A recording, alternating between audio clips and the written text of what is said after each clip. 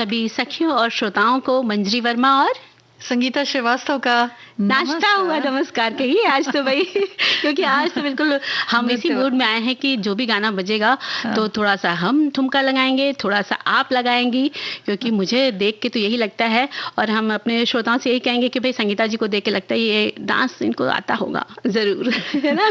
हाँ, चलिए मंजरी बता देते हैं आज कि क्या हम लेकर आए हैं आज सखी सहेली कार्यक्रम में। और मुझे तो वैसे समझ में आ रहा है तुम नृत्य की बात कर रही हो, क्योंकि आज हम बात करने वाले हैं अंतर्राष्ट्रीय नृत्य दिवस की। साथ ही साथ गुजरा हुआ जमाना तो सभी को याद रहता है, तो हमारे श्रोता भी बताएंगे कि भाई उन्हें जो है वो क्या बातें याद हैं और अपनी सारी बातें याद हैं और अपने समय में उन्होंने क्या क्या देखा और क्या वो देखते हुए आ रहे हैं। इस सफर पर जो गुजरा हुए जमाने का सफर है उस पर हमारे सभी सखियां और श्रोता लिखेंगे, अपने विचार लिखेंगे। और देखिए कुछ ने तो विचार लिखने शुरू भी कर दिए हैं। और साथ में देखिए आज है शुक्रवार संगीता जी, तो बस हम लोग चलेंगे थोड़ा रसोई की तरफ और देखेंगे वहां पर हम लोग क्या क्या बनाते हैं। कुछ आप बनाइएगा, कुछ हम बनाएंगे, है ना? बिल्कुल। और सखी विशेष में आज हम बातें करेंगे पद्मश्री पूर्णमासी जानी की। तो फिर इनके बारे में भी हमारे श्रोताओं ने लिखा हुआ है।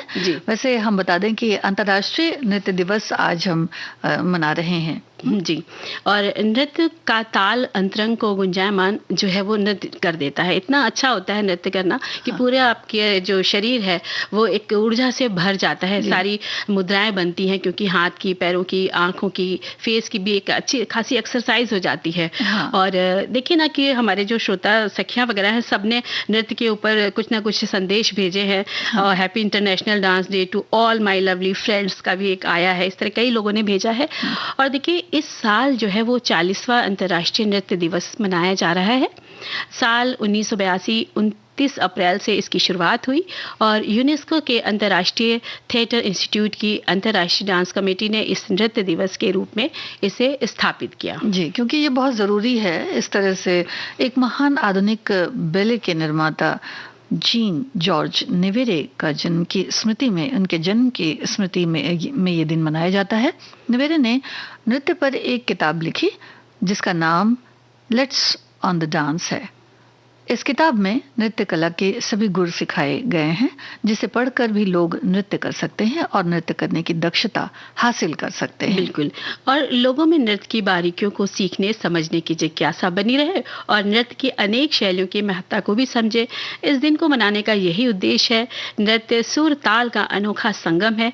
नृत्य एक ऐसी विधा है जो जितना ही अभ्यास करता है संगीता जी उतना ही वो निखरता जाता है और एक परम आनंद की प्राप्ति होती है और शरीर तो भाई है एक्टिव हो जाता है, ऊर्जा से भर जाता है। और संगीता जी कुछ आगे इससे पहले कि आप पढ़े तो एक कमेंट आया है तो उस पे उन्होंने लिखा है कि इसके बारे में तो लिखा ही है कि किनके द्वारा ये मनाया जाता है, किनकी याद में मनाया जाता है।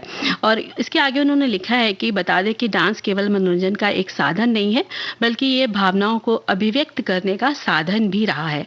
फिर वह किसी के प्रति आक्रोश हो या कुछ हासिल करने का उमंग और जश्न, आप अपने हर भाव को दूसरों तक पहुंचाने के लिए डांस का सहारा ले सकते हैं।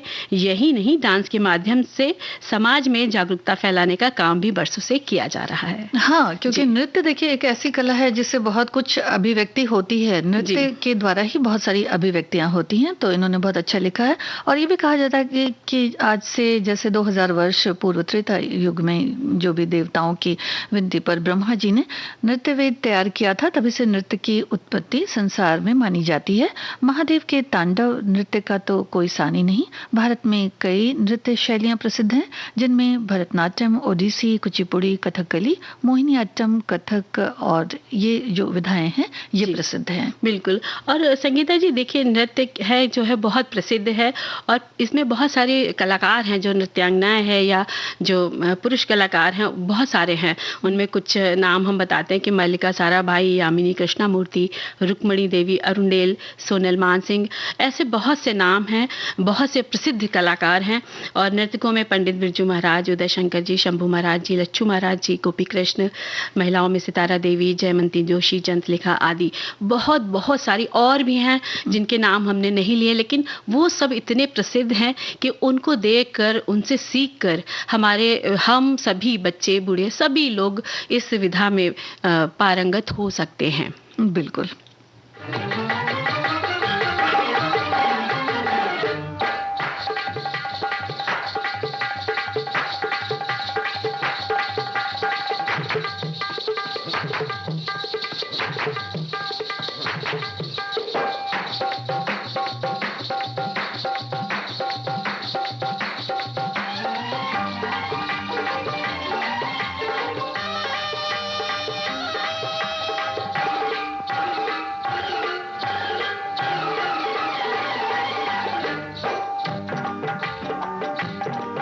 मैं क्यों ना नाचूं आज कहो जी मेरा जिया लहराया जाते जाते कोई मेरे पास लौट आया मैं क्यों ना नाचूं आज कहो जी मेरा जिया लहराया जाते जाते कोई मेरे पास लौट आया मैं क्यों ना नाचूं आज कहो जी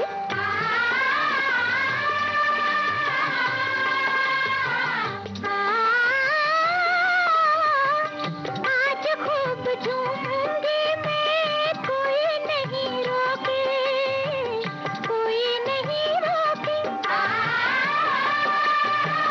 अनहोनी बात देखो रही आज होके रही आज होके एक दूर के रहने वाले ले लो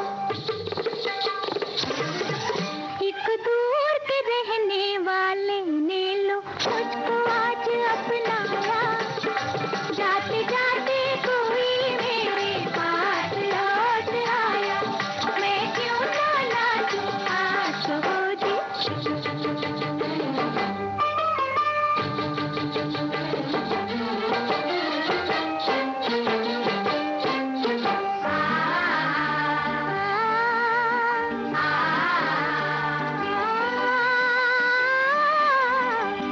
मेरी जिंदगानी कर दी जिसने सुहानी मेरी सभा में वो बैठे बड़ी मेहरबानी लो बात मेरी बन गई सुनो जी लो बात मेरी बन गई सुनो जी मैंने किसी को पाया जाते जाते कोई मेरे पास लौट आया मैं क्यों ना नाचूं आज कहो जी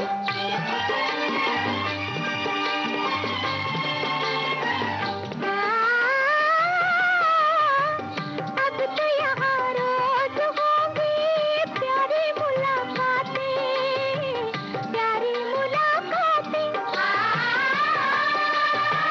किसी के संग होंगी मेरी मीठी मीठी बातें एक परदेसी ने सुनो अचानक एक परदेसी ने सुनो अचानक मुझ पे प्यार बरसाया जाते जाते कोई मेरे पास लौट आया मैं क्यों ना नाचूं आज कहो जी मेरा जिया लहराया जाते जाते कोई मेरे पास लौट आया मैं क्यों ना नाचूं आज कहो फिल्म उद्योग में भी देखिए ऐसी बहुत सारी कलाकार थीं जी जो भले ही जिन्होंने बहुत जो अभी हमने नाम बताए वो कुछ ऐसे कलाकार थे जो ज्यादातर फिल्मों में काम नहीं किया करते थे लेकिन जी। फिल्मों में भी जो कलाकार थी जैसे वैजंती माला हो गई बहुत सारी हीरोइन आशा है ना, पारेख, संगीता हाँ, जी बिल्कुल जिनके डांस आज भी देखो तो बस लगता है कदम थिरकने लग जाते हैं मतलब बैठने का तो मन ही नहीं करता है ऐसा करता है बस डांस करते रहो है ना। और देखिए बहुत सारे कमेंट आए हैं तो आप कौन सा कमेंट आपके पास आया है? हाँ देखिए एक हमारी श्रोता लिखती हैं कि मैंने भी अपनी बेटी को कथक नृत्य बचपन से सिखाया था जो आज बड़े होकर एक कुशल नृत्यांगना है और आज अपने ससुराल में है।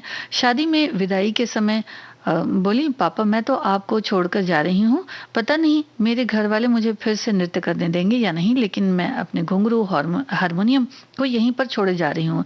ये मेरी अमानत है, आप इसे संभाल कर रखिएगा, और आज जब भी कभी मेरे पास आती है, हम सब के बीच थोड़ा बहुत समय निकाल कर अपनी कला को जरूर दिखाती है। आज भी मैं उसके घुंघरू और हारमोनियम को साफ करते रहता हूँ, ऐसा लगता है कि वो यहीं कहीं है। देखिए, क्या बात नृत्य है, एक कितना ऐसी अच्छा संदेश है जी। हाँ, एक ऐसी कला है कि जिसमें हमारा तन और मन दोनों ही एक साथ होता है, तो एक तरह की साधना है बिल्कुल। जो हमारे मन मस्तिष्क पे बड़ा गहरा प्रभाव डालती है, और हमारी जो एक सोच है वो एकांगी बनाती है। तो बिल्कुल, हमारे अंदर जो एक बात होती है कि भाई सेल्फ कंसंट्रेशन जिसको कहते हैं, और कि जो वो- जैसे कि संगीत सीखता है या हाँ। नृत्य सीखता है या कहिए कोई भी कला सीखता है संगीता जी, तो क्या होता है, जो बच्चे होते हैं जो भी सीखता है तो हाँ। उनका जो मानसिक विकास होता है ना, वो बहुत तेजी से आगे बढ़ता है। बिल्कुल, वो हर बिल्कुल। चीज में निर्णय लेने में सक्षम हो जाते हैं। हाँ। और संगीता जी देखिए, इसी के साथ एक संदेश मुझे और मिला है। हाँ। वो हमारे सखी श्रोता लिखते हैं कि नृत्य केवल मनोरंजन का साधन ही नहीं बल्कि एक बेहतर स्वास्थ्य के लिए लाभदायक होता है। ये कोई जरूरी नहीं कि हर शख्स नृत्य करना जानता ही है, मगर जिन लोगों के सामने वह नृत्य करता है उसके इर्द गिर्द खड़े लोग ताली बजाकर उसका अभिवादन करते हैं और तालियां बजाकर उसका मनोबल बढ़ाते हैं, चाहे वो कैसा भी नृत्य कर रहा हो। नृत्य के समय झूम झूम कर ताली बजाना भी एक एक नृत्य के समान है, क्योंकि झूमने पर भी शरीर की एक्सरसाइज होती है। अगर आपको नृत्य नहीं आता है तो शर्माइए मत, बिंदास नाचिए, बस आपका मन संतुष्ट होना चाहिए। बिल्कुल सही कहा है आपने। और जो हमारे गाने बजेंगे तो आप भी थोड़ा बहुत नाच लीजिएगा, है ना संगीता जी? जी बिल्कुल। इसी तरह से एक हमारे और श्रोता ने लिखा है कि भले ही हमें नृत्य करना आता ना हो, फिर भी किसी फिल्म या अन्य मंच पर किसी को नृत्य करते देख हमारा दिल भी थिरकने लगता है। रेडियो पर जब वो फिल्म का नृत्य गीत बजता है तो सुनते हुए थिरकन तो आ ही जाती है, क्योंकि नृत्य जो होता है, कह सकते हैं कि हमारा जो जीवन है या जो हमारा एक मनुष्य जीवन है, वो भी एक तरह से देखा जाए तो किसी न किसी ताल पर ही चलता रहता है। बिल्कुल। और संगीता जी, अच्छा, हाँ। अगर हम आपसे पूछें कि आप जब छोटी थी, बचपन में थी, छोटी सी थी, तो आप किस गाने पर नृत्य कभी आपने किया होगा? क्या याद है वो गाना? देखिए, गाना तो नहीं कह सकते, हाँ। लेकिन हाँ, रिदम कुछ भी हो। अच्छा। लेकिन अगर आप ये सवाल अब हमसे करती ना, तो मैं आपको बिल्कुल बता देती कि हम मतलब हमने पहले किस गाने को सुना था और किस गाने से प्रभावित होकर के हमने भी थोड़े से अपने छोटे छोटे कदम थिरकाए थे। हाँ बिल्कुल, बचपन में तो ऐसा होता ही लेकिन है। आपने पूछा नहीं, पूछिए ना। तो आप बता दीजिए, बिल्कुल बताइए। मैं बता ही देती हूँ क्या। हाँ। मेरे पहला गाना था मेरा, बिंदिया चमकेगी चूड़ी ओहो। खन गई। हाँ जी जी, ये तो बस- बहुत ही खूबसूरत जी। गीत है। और कार्यक्रम में एक छोटा सा ब्रेक जी। ले लेते हैं और उसके बाद सखी सहेली कार्यक्रम जारी रहेगा।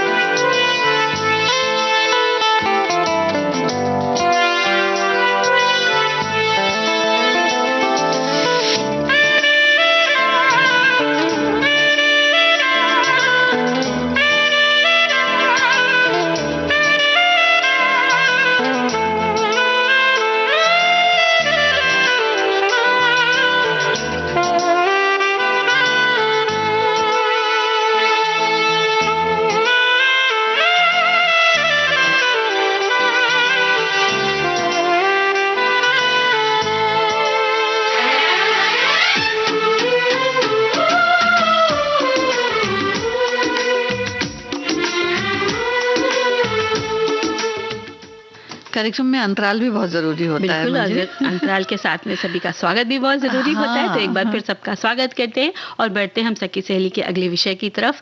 और आज सखी विशेष के अंतर्गत संगीता जी, आज हम बात करेंगे पद्मश्री भजन गायिका पूर्णमासी जानी के बारे में।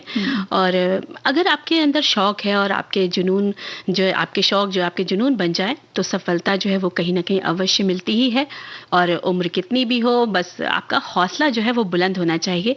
और और आज हम सखी विशेष में 77 वर्षीय एक ऐसी महिला भजन गायिका का जिक्र करने जा रहे हैं।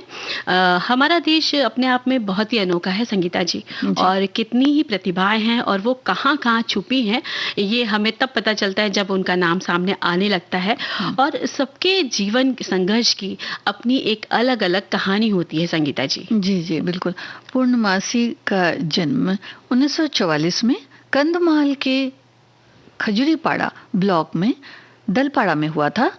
इनकी माता का नाम रानीमती, पिता का नाम नीलकंठ जानी था। आपका जन्म ऐसे परिवार में हुआ था जहां की आर्थिक स्थिति ठीक नहीं थी। ऐसे में स्वाभाविक था कि उनका जीवन बड़े संघर्षों में गुजरा। कम उम्र में ही उनकी माँ, आपकी माता जी चल बसी। अब परिवार की जिम्मेदारी उनके कंधों पर आ गई। छोटी सी उम्र में ही विवाह हो गया और 10 वर्ष के अंदर ही 6 बच्चों की माँ भी बनी। लेकिन दुर्भाग्य ने यहाँ भी उनका पीछा नहीं छोड़ा। कोई भी संतान जीवित नहीं बच पाई और इस कारण वे अवसाद से ग्रस्त हो गईं। और जाहिर सी बात है कि किसी भी माँ की कोख सुनी हो जाए ये बहुत ही असहनीय पीड़ा होती है। कहते हैं निराशा भरे दिनों में भी कभी न कभी आशा की किरणें फूटती हैं। उनके साथ ही कुछ ऐसा हुआ। अचानक एक रोज उनकी मुलाकात एक ऐसे व्यक्ति से हुई जिसने उन्हें संतों की संगत और भगवान की आराधना करने की सलाह दी। जी, तो इस तरह से धीरे धीरे देखिए ढाढ़स बनता जाता है। तो यही कुछ हुआ गायिका पूर्णमासी जी के साथ में, और इस तरह आशा की किरण उनके अंतर्मन में जल उठी। वो भक्ति रस के अथाह सागर में रमती चली गईं। इस दौरान उनके 2 बेटियां हुई, तपस्विनी और याज्ञसेनी।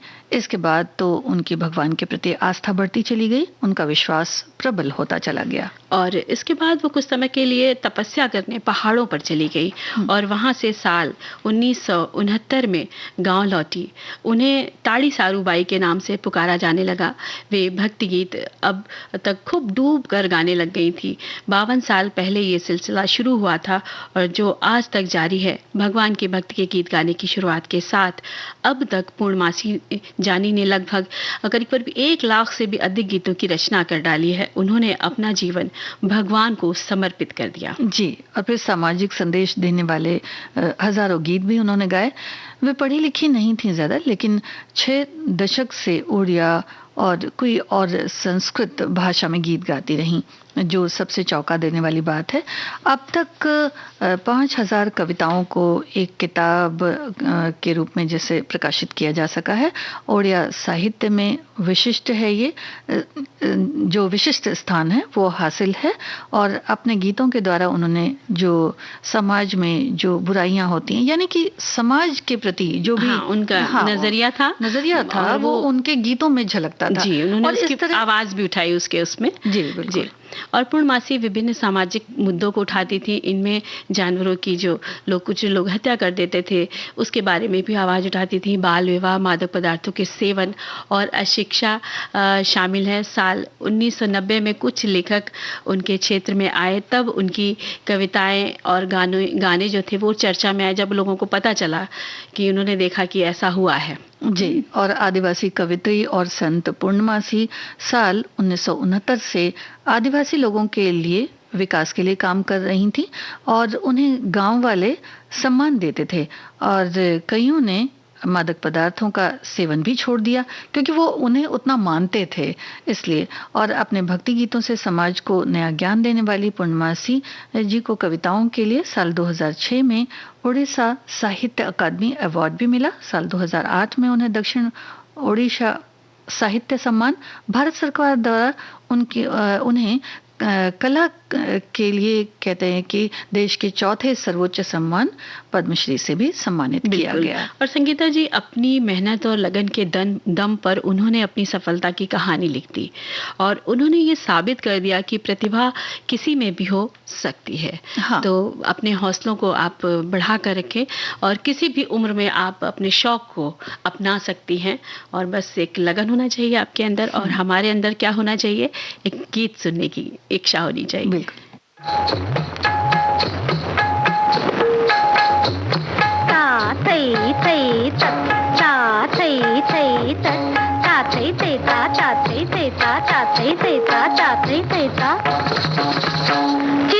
नंदन आगे नाचूंगी, चित नंदन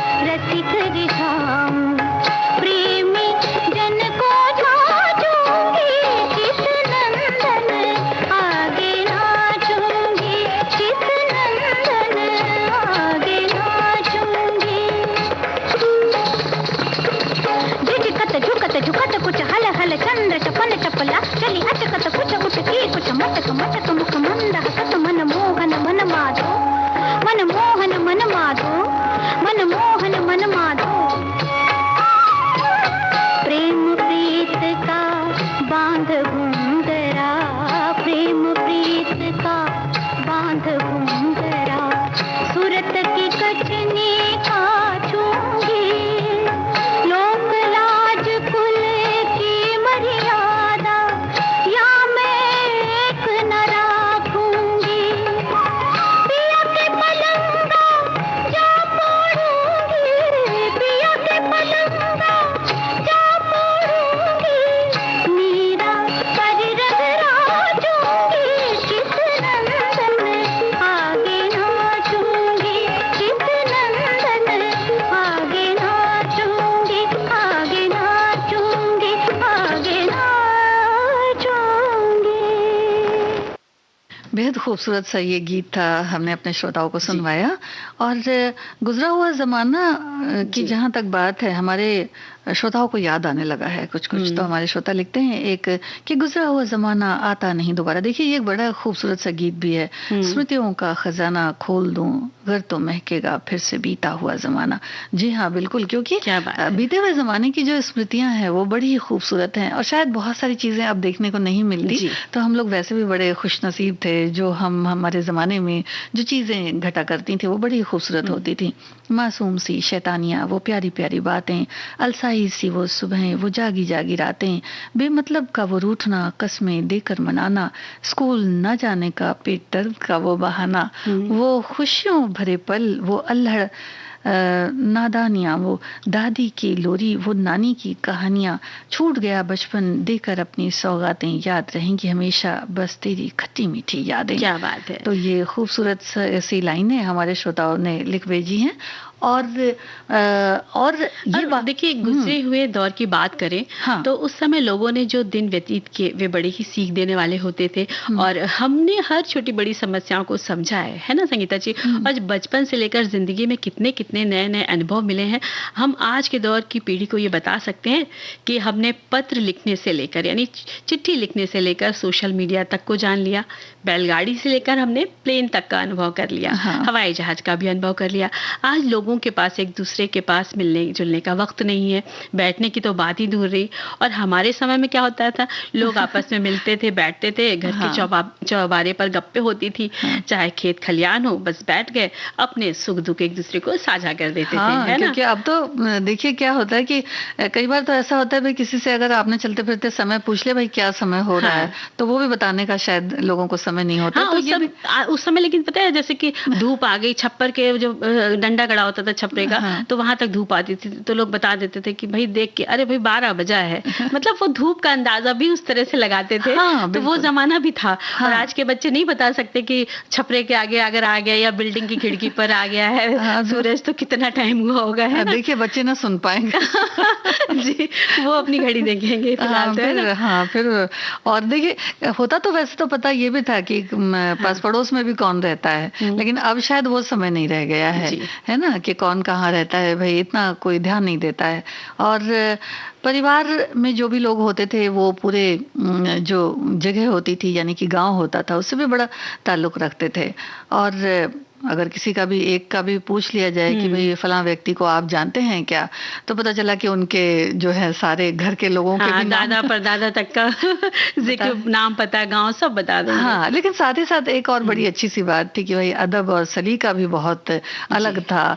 और बड़ों से जो बातचीत करते थे हम, तो उसका भी एक बड़ा ही अलग सा लहजा था।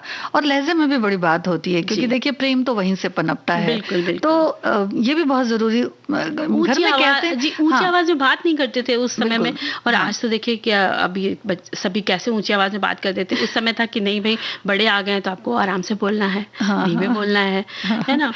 और महिलाएं भी सब पर्दे को पूरा जो घूंघट करती थी, लिहाज करती थी कि बड़ों के सामने नहीं आना, थोड़ा सा पीछे रहना, दरवाजे की ओट से ही अपनी बात को कह देना। वो भी एक जमाने की एक अलग मीठी सी सौंधी सी सुगंध थी। और उसमें बड़ा प्यार होता था। देखिए इसको देखिए कुछ चीजें ऐसी होती हैं जो मुंह से बोली जाती हैं, लेकिन बिल्कुल। बहुत सी चीजें ऐसी होती हैं जो हम बिना बोले भी समझ सकते हैं। बिल्कुल। तो ये उन्हीं और चीजों का परिदृश्य एक तरह परिदृश्य। से कहते हैं कि मतलब इसमें बोलना कम होता था लेकिन समझना ज्यादा होता बिल्कुल। था, और लोग समझते थे। और ऐसा होता था कभी कभी तो कि बगल में भी बैठा नहीं जाता था। अगर बड़ा बैठा है तो पीछे बैठेंगे या जमीन पे बैठेंगे, बोरे पे बैठेंगे, तो उसका भी एक अपना अलग सुख है कि बोरे पे पलथी मारकर बैठना कितना मजेदार लगता है। हमने वो दिन भी देखा, हम कुर्सी पर भी बैठ रहे हैं, है ना। तो गुजरे हुए जमाने की एक अलग ही खास बात थी जो शायद हम सभी ने महसूस करी है, और इस तरह से बहुत अच्छा लगता था। और एक था कि भाई कहा जाता था कि अंधेरा होने से पूर्व घर आ जाना, तो ये भी एक नियम सिखाया जाता था कि हम अंधेरे होने से पहले घर आ जाएं जी, शाम सुरक्षित ढलते ही, रहें, हाँ शाम बिल्कुल, ढलते ही घर आ शाम जाएं। ढलते ही घर आना रहता था। और देखिए जब खेत खलिहानों की बात होती थी तो वहाँ की भी कुछ जो चीजें हैं वो बड़ी ही खूबसूरत होती थी, जिसको कि अपने आप में देखना बड़ा ही अलग सा अनुभव, या ये कह सकते हैं कि बड़ा सुखद अनुभव होता था। कि चाहे वो गेहूं पछोरने की बात हो, अब कोई जरूरी नहीं है कि खेत खलिहान की बात हो, घर में भी ये सब काम किए जाते थे। अब शायद थोड़ा कम हो गया क्योंकि बाजार से ज्यादातर चीजें आ जाती हैं, बुनना हो गया या फिर कुछ भी धोना सुखाना हो गया। अब तो देखिए बहुत सारी मशीनें भी आ गई हैं और आधे से ज्यादा काम तो मशीनों ने ही जो है वो खत्म करना होता है। और यानी कि दाल, संगीता जी, जैसे आपने बोला ना गेहूं पछोरना, यानी कि भाई उस समय हमने सूप को भी देखा है, हम जानते हैं कि सूप क्या होता है। और धोते थे तो टोकरी होती थी बांस की, जिसमें छोटे छोटे मतलब जरा से छेद होते थे, गेहूं उसमें धो रहे हैं तो गिरता भी नहीं था। और जैसे चकिया की दाल दरने की बात है तो भाई वो पत्थर की जो चकिया होती थी उसको भी चलाने का एक अपना मजा आता था, और एक तरह से व्यायाम भी हो जाता था। हाँ, और सारे काम जो हम लोग अपने आप से जो भी लोग करते थे, या हम लोग या हमारी सखियां जितने भी काम करते थे, उससे एक जो कहते हैं कि एक अनुभव भी होता है, और साथ ही साथ एक शारीरिक श्रम जिसकी जो बात होती है वो भी होता रहता है। तो जो छोटी मोटी जो तकलीफें होती हैं वो इस वजह से भी बढ़ जाती हैं कि जरूरत से ज्यादा हम आराम कर लेते हैं। तो ऐसा नहीं था, घर के कामकाज भी बराबर करते रहने से थोड़ी बहुत एक्सरसाइज और व्यायाम कहते हैं कि होता रहता था, तो वो अपने शरीर के लिए भी बड़ा अच्छा था। और जैसे कि धान कूटना हो या बड़ी पापड़ कचरी अचार बनाना हो, तो जो वो चीजें भी होती थी कि भाई कैसे आपको खटिया पे बिछाना है, किस तरह से साड़ी पे डालना है या प्लास्टिक पे डालना है, इस तरह की चीजें होती थी। और अपने अपने घरों से जब आपके घर में कोई फंक्शन होता था, त्योहार उत्सव होता था, तो बेलन हुरसा चकली लेके सब आ जाते थे, है ना। ठीक है, गुजरे हुए जमाने से अब थोड़ा सा लौटते हैं और एक ब्रेक ले लेते हैं और फिर गुजरे हुए जमाने की बात जरूर करेंगे।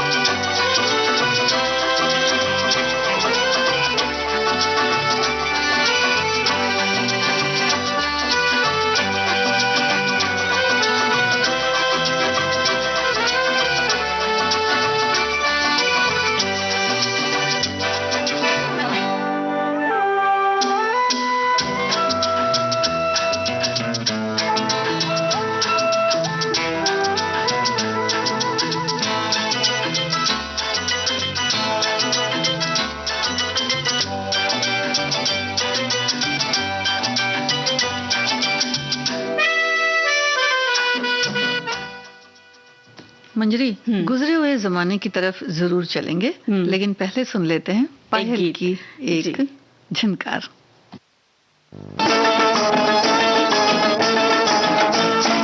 सुन ले मेरे पायलों के गीत साजना, आ बुला रही है मेरी प्रीत साजना, आजा रे आजा रे। सुन ले मेरे पायलों के गीत साजना, आ बुला रही है मेरी प्रीत साजना, आजा रे आजा रे।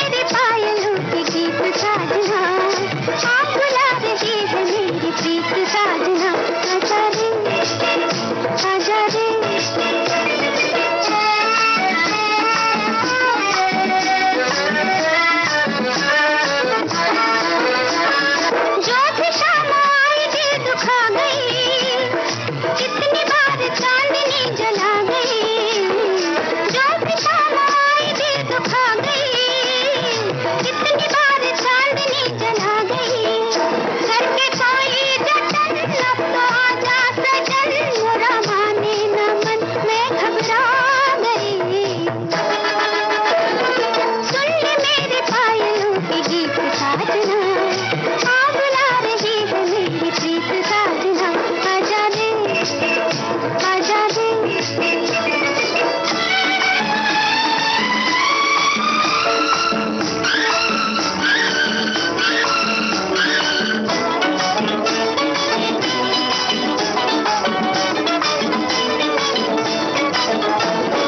क्या बहार जब तलक लाए तू, चांद का अगर न मुस्कुराए तू, क्या बहार जब तलक लाए तू, चांद का अगर न मुस्कुराए तू, मुझे पाली उम्र करते जाने दे घर, जब तलक लौट कर आ न जाए तू।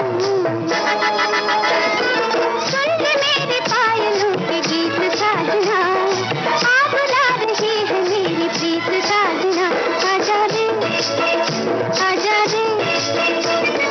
सुन ले मेरे पायलों के गीत साजना, आ बुला रही है मेरी प्रीत साजना, आजा रे आजा रे।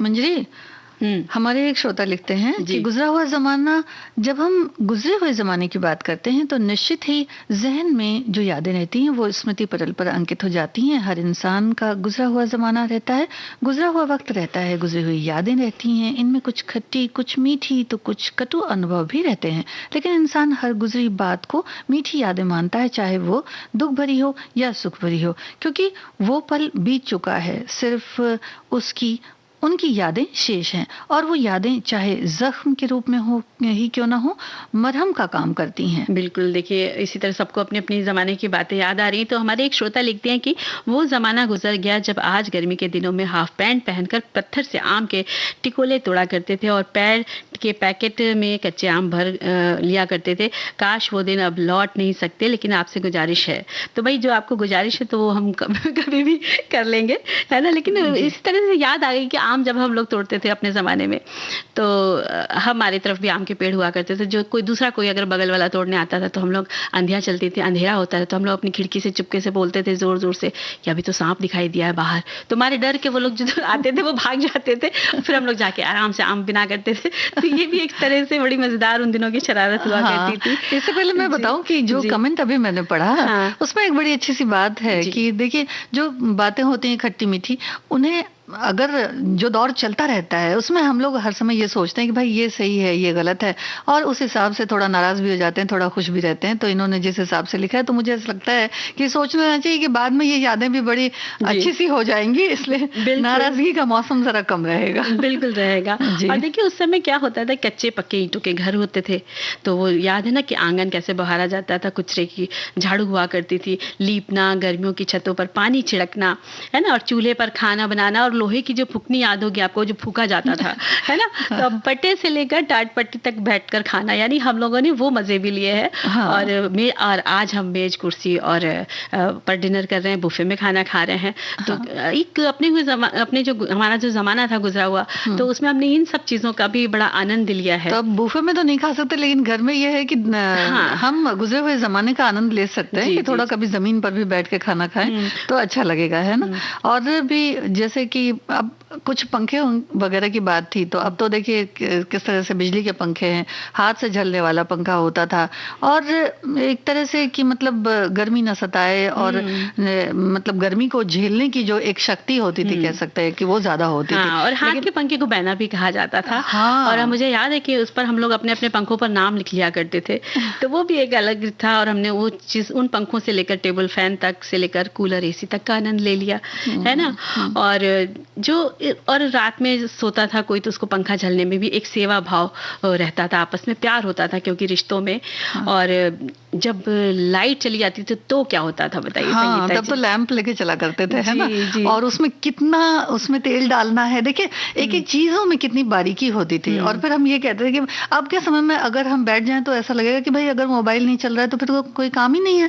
लेकिन पहले ऐसा नहीं होता था, बिल्कुल मोबाइल बिल्कुल भी नहीं था, लेकिन उसके बाद भी हमारा समय किस तरह से कटता था, बहुत। लैंप है तो उसमें कितने किस तरह से उसकी डिप बनानी है या कितनी उसकी बत्ती रखनी है, कितना उजाला रहेगा, बड़ी सावधानी होती थी कि कहीं तेज हो गया तो शीशा चटक न जाए। बिल्कुल, ये भी बातें होती थी। बिल्कुल, और लालटेन की रोशनी में और बल्ब की पीली रोशनी में पढ़ने का भी जमाना था।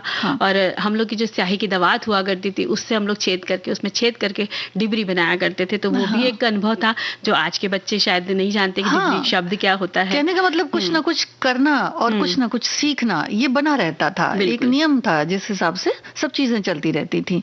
तो ऐसे तो हमारे बहुत सारे श्रोताओं को भी बहुत सारी बातें याद आ रही होंगी जो है ना।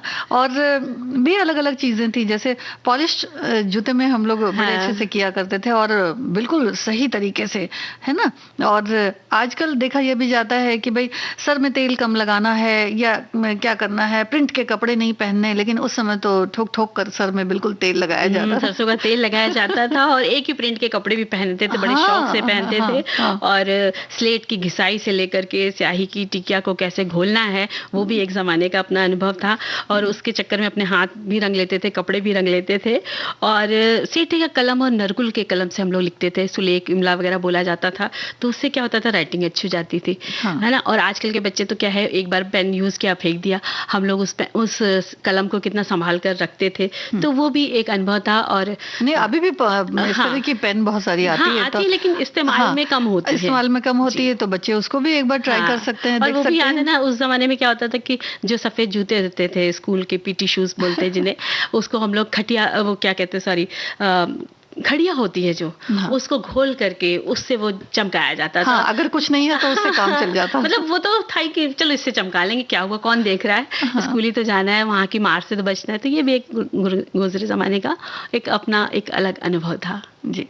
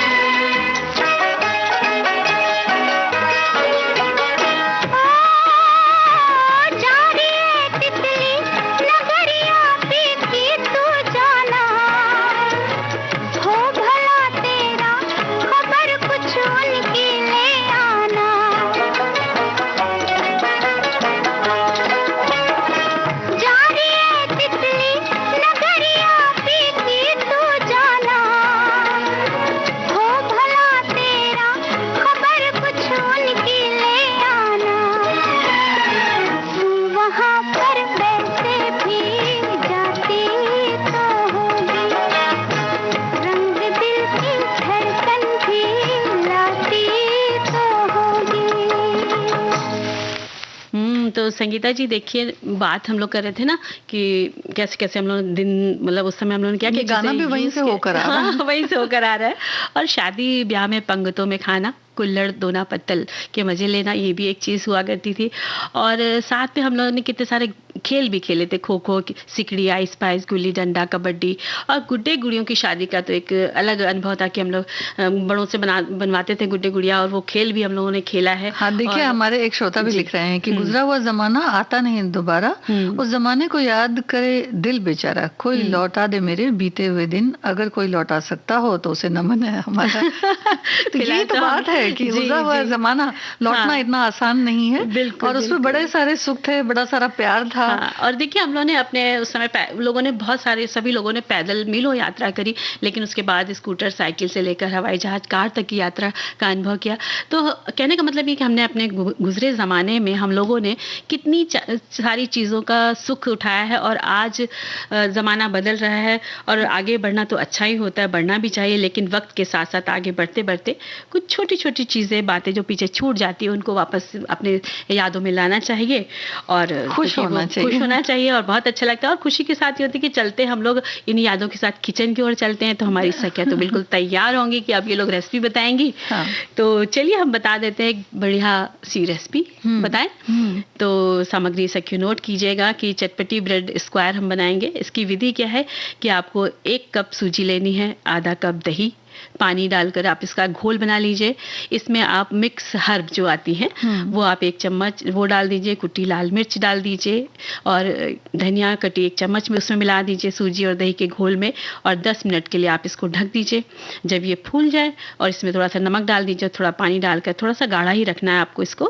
अब ब्रेड के 4 टुकड़े करने हैं, तो एक एक टुकड़े को उसके घोल में, सूजी वाले घोल में डिप करना है दोनों तरफ से, और आप इसको डीप फ्राई कर सकती हैं, तल सकती हैं, और बढ़िया चाय नाश्ते के साथ एक आनंद ले सकती हैं, है ना? हाँ, और अच्छी सी चटनी भी इसके साथ बना सकती हैं। वो तो मूंगफली की फिर चटनी भी बहुत कुछ अच्छी भी, लगेगी हाँ, इसके जो साथ। मन करे वो बनाइए और हाँ, खाइए, हाँ, और बिल्कुल। अपने बीते हुए दिनों को याद करते जाइए, है ना? हाँ, और एक चीकू शेक बता देते हैं अपनी सखियों को। सामग्री है कि 3-4 चीकू आप ले लें, या अंदाज से जितने लोगों के लिए बनाना है, और थोड़े से बादाम पानी में भिगोए हुए, यानी कि 4 से 6, 8, और क्या, 2 कप दूध, 3-4 खजूर ले लें, 4-5 बर्फ के टुकड़े ले लें, 1 केला, चुटकी भर इलायची पाउडर, 2 बड़े चम्मच शहद, और चीकू को छीलकर उसका बीज निकाल लेना है। मिक्सर में उसे डालें, और फिर उसी में जो केला आपने रखा हुआ है उसे भी छील कर काटें, इसे भी डाल दें, और दूध, बादाम के छिलके निकाल करके वो भी आप रख लें इसे, और शहद, इलायची पाउडर जो भी आपने रखा हुआ है, और खजूर के बीज को उसमें से हटा देना है। सबको डालकर मिक्सी में आप पीस दें, ग्लास में डालकर फिर सर्व कर सकते हैं, है ना? तो ये चीकू शेक बिल्कुल तैयार है। और अब गीत भी तैयार है।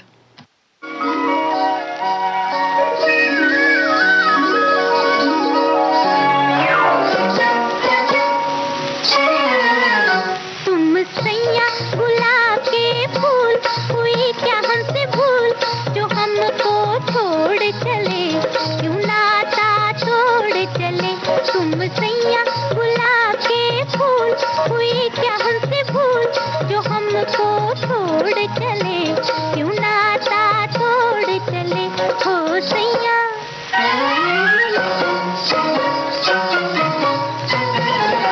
मन में करो न पिया इतना विचार, मीठी मीठी लागे प्यार में तकरार। मन में करो न पिया इतना विचार, मीठी मीठी लागे प्यार में तकरार। तुम रूठो पिया रूठो, चाहे रूठो हजारों बार, मनाऊं दिलदार, क्यों नजरें मोड़ चले, क्यों नाता तोड़ चले।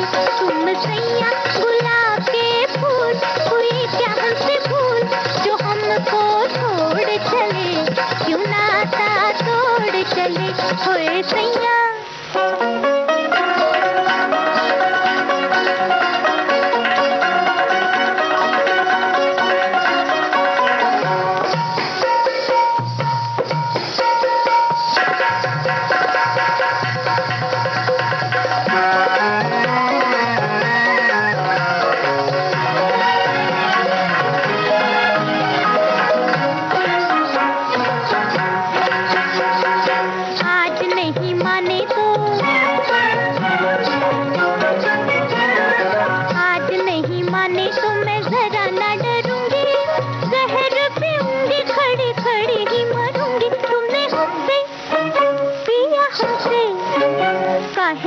से मिलाए नैन, चुराया मेरा चैन, करे जुबानी तोड़ चले, क्यों नाता तोड़ चले। तुम सैया गुलाब के फूल, हुई क्या हमसे भूल, जो हमको छोड़ चले, क्यों नाता तोड़ चले, होए सैया।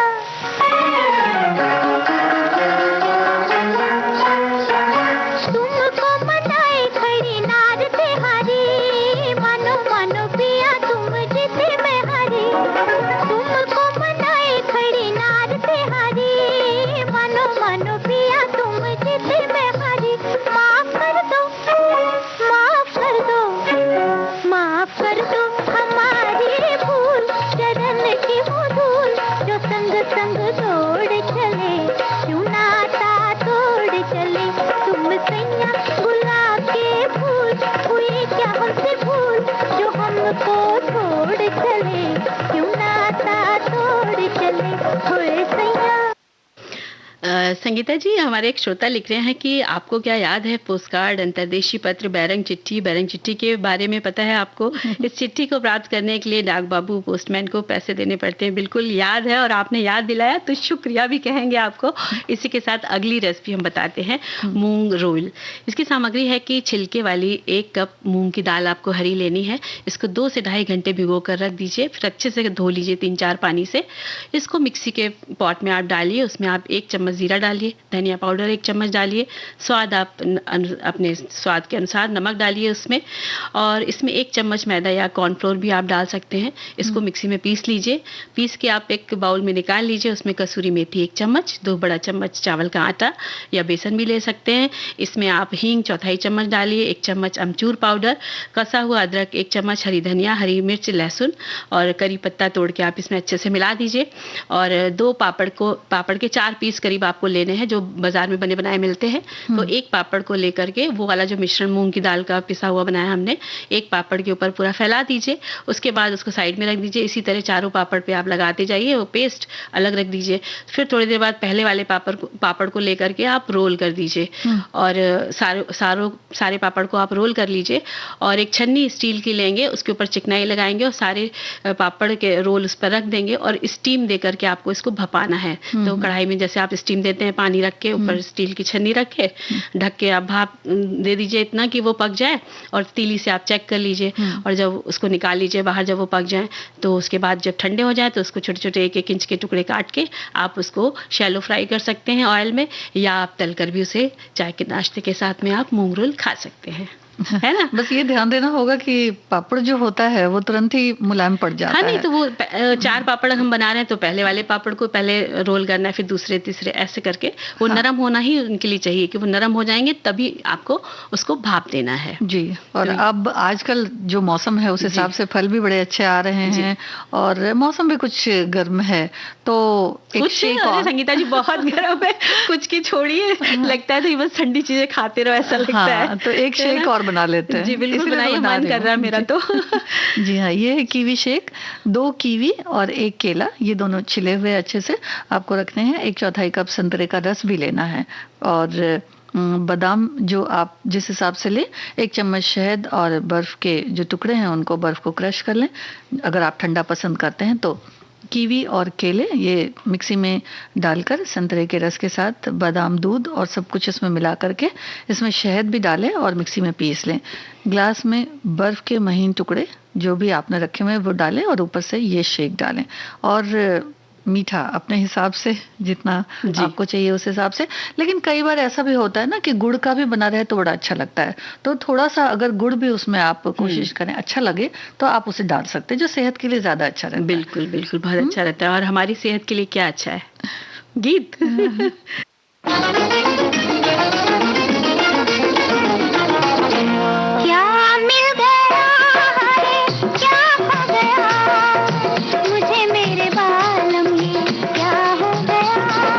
हम खो गए हैं, तुम खो गए, मोहब्बत की राहों में दिल खो गया। क्या मिल गया है, क्या खो गया, मुझे मेरे बालम ये क्या हो गया। होए होए हम खो गए अजी, तुम खो गए, मोहब्बत की राहों में दिल खो गया।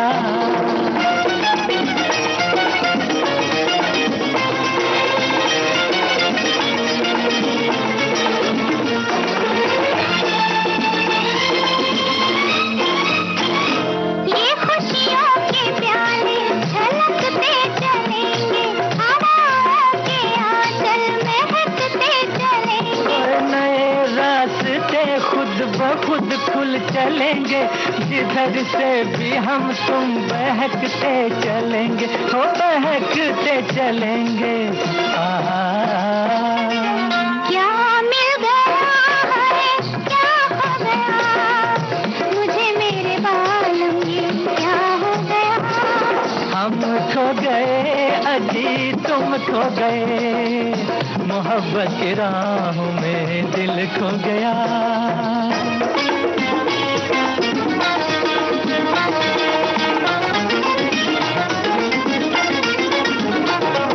जहाँ से सफर ये शुरू हो रहा है, नए एक जमाने की वो इब्तिदा है। कहीं तुम कभी तुम भुला तो न जाओगे, धड़कता हुआ दिल मेरा पूछता है, दिल मेरा पूछता है।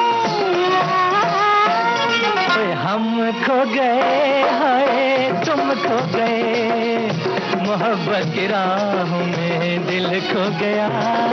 क्या मिल गया है, क्या खो गया मुझे मेरे बालम, ये क्या हो गया।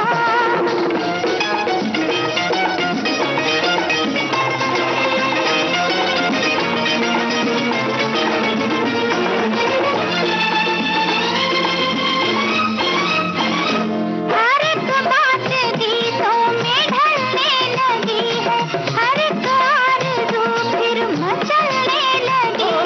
तुम अपनी इन आँखों का जादू तो देखो, कि दुनिया ही मेरी बदलने लगी है, ओ बदलने लगी है। हाय हाय हाय हाय हाय।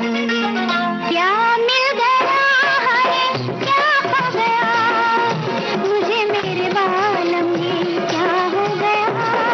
हम खो गए हाय तुम खो गए, मोहब्बत की राहों में दिल खो गया।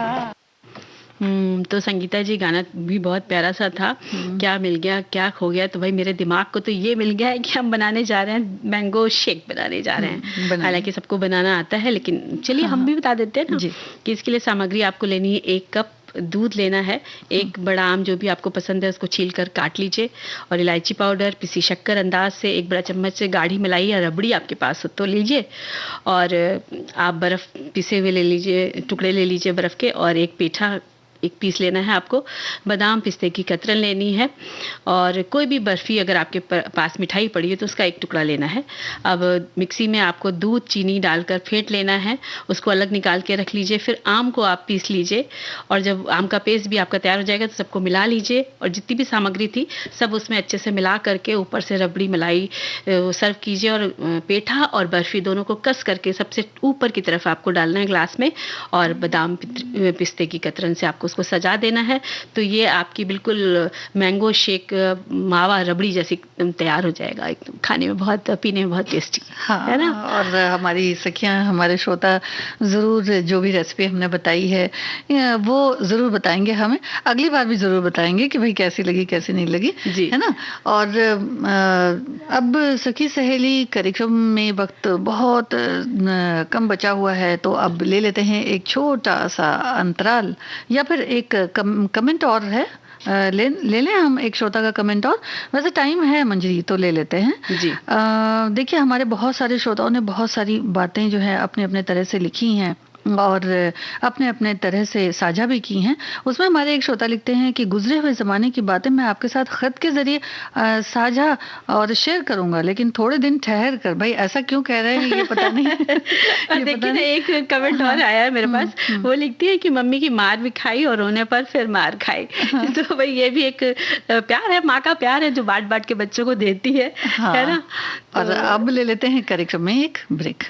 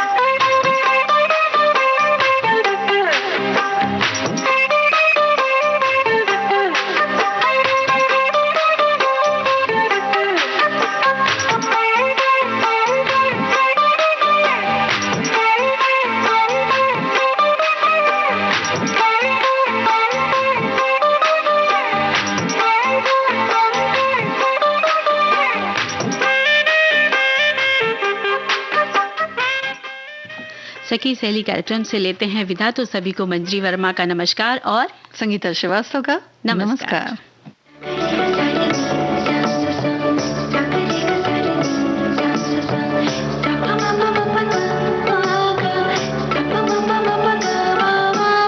सखी सहेली।